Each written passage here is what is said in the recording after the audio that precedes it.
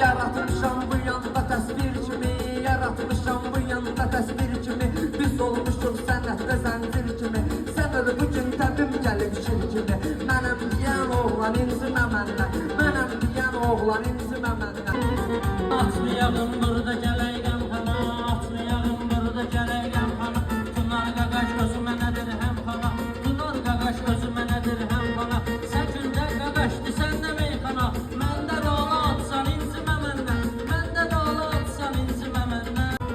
Xiridarı bayaqdan gözlətmişəm, xiridarı bayaqdan gözlətmişəm. Sənətimi sizlərə istətmişəm, meyxananı mən sənə öyrətmişəm, meyxananı mən sənə öyrətmişəm. Yoxdur ədəbərcan incimə məndən, yoxdur ədəbərcan incimə məndən. Məclisimiz olubdu meydan kimi, xiridarda olacaq heyran kimi, xiridarda mənədir heyran kimi, səni sənətdə tanıyıram doğuşan kimi.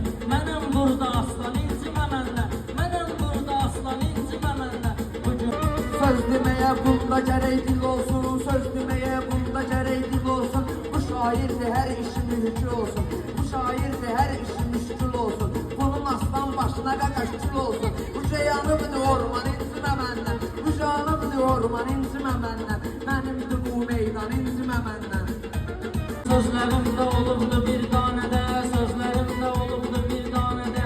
Ucaya qaqaş giclədi həm xanədə, ucaya qaqaş giclədi həm xanədə. Bugün bu məclisdə, bu meyxanədə, sən eləsən peşman incimə məndən. Elə bilmə burada gəlib ağlaram, lazım olar sinələrini dağlaram. Dayı bugün el turanı bağlaram, buraxıbdır nöqsan incimə məndən, buraxıbdır nöqsan incimə məndən.